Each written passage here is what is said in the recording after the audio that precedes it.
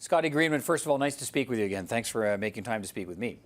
You too. Always good to see you, Peter. This was supposed to be a Three Amigos summit with largely a focus on the environment and energy, and there'll still be lots of talk about that. But how has Brexit changed what they need to deal with here in Ottawa? You know, you're right, Peter. I think they really do want to have kind of a green summit if they can. It's something the three leaders really share in common. But Brexit has underscored a few things that are troubling, at least in our country, having to do with anxiety about economic trading alliances and all of that. So I think the Brexit vote will give the president the opportunity to reaffirm support for our alliances around the world, but particularly for the North American idea. We'll see if he talks about it, but I bet you after Brexit, they had to tear up whatever speech was prepared and start again. Okay, and so what kinds of things do you think Barack Obama speaks about specifically if he's trying to reinforce the value of the continental relationship? Well, you know, this president is very focused, as all presidents are at this point in their tenure, on his legacy. And part of his, what he hoped to be a crowning achievement is free trade deals. So the Trans-Pacific Partnership isn't over the goal line yet.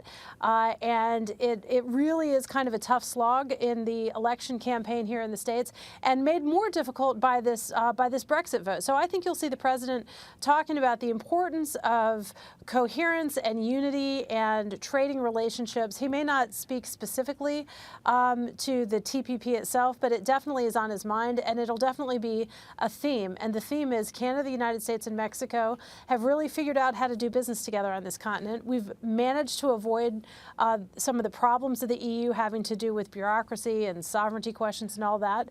But the other thing is the president really wants to have a repudiation of the kind of Donald Trump build walls, build barriers, policies. And so I think he will look to this speech to do that.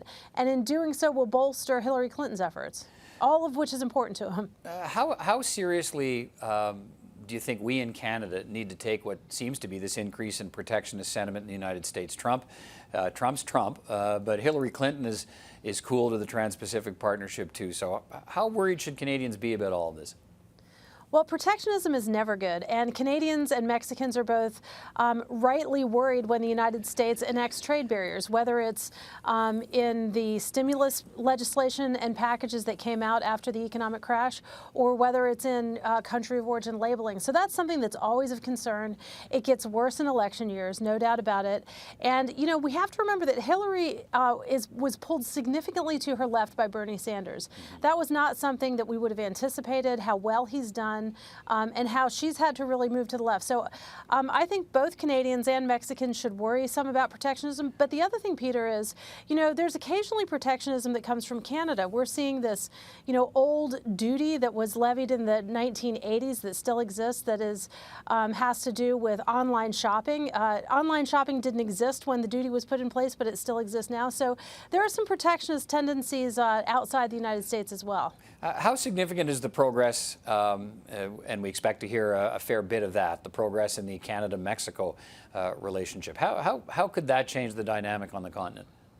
You know, I was talking to some Obama administration officials just last week, and the thing that they are most excited about, at least in our conversation, was that Mexico and Canada are back. You know, it's tough to have a trilateral relationship when two of the partners are really having struggles, and I think the last several years between Mexico and Canada have been a challenge with the visa issue and others. So Obama administration officials really welcome the developments, but I think both Mexico and Canada also stand to benefit from collaborating with each other and from figuring out how we, all three countries, we in the North American neighborhood, can really work together for the benefit of everybody. So I wouldn't underestimate it. I think it's one of the most dramatic things that will come of this whole visit. And do you expect to see, do you expect to hear and see comments coming from the Canadian and Mexican leaders that suggest that they're quite aware of the protectionist sentiment in the U.S. and that I guess there's more strength in having two of the countries involved in the three-country partnership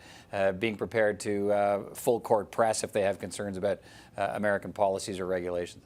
Well, they definitely feel that way.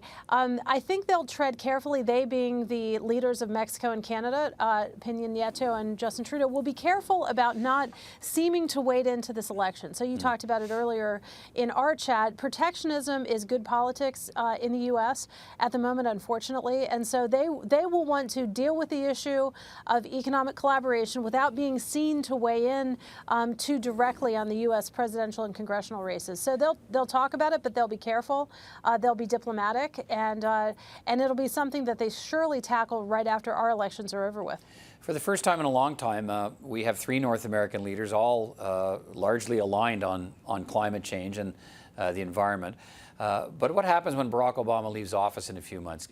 Can they achieve lasting results here in Ottawa that can carry beyond President Obama's time in office? Well, in order to answer that question, Peter, you're going to have to tell me who wins the U.S. presidential election.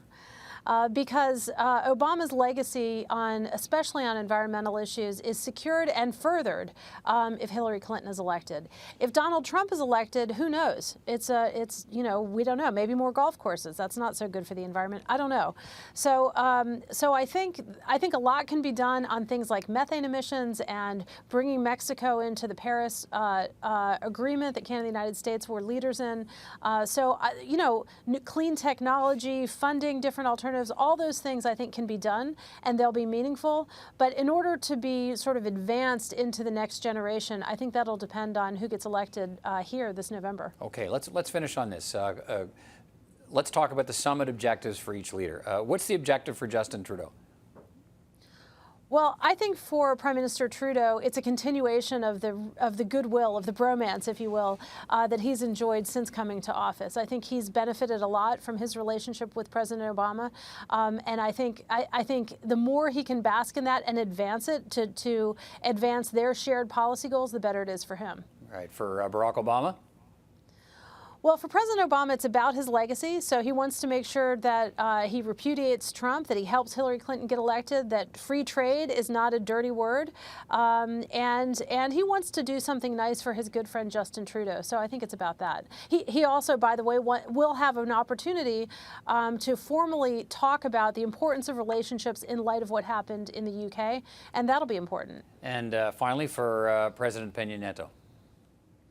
Well, a reemergence into the North American conversation as an equal, as a partner, and really the repairing of relations in a meaningful way with Canada. That's important to Mexico, and this is a good foundation upon which the two leaders can build. All right, Scotty Greenwood, as always, appreciate having your perspective, and I know you're in town for the summit, and have fun with that too. And we'll talk to you soon. Thanks. We'll see you in Ottawa, Peter. Thanks a lot. Take care.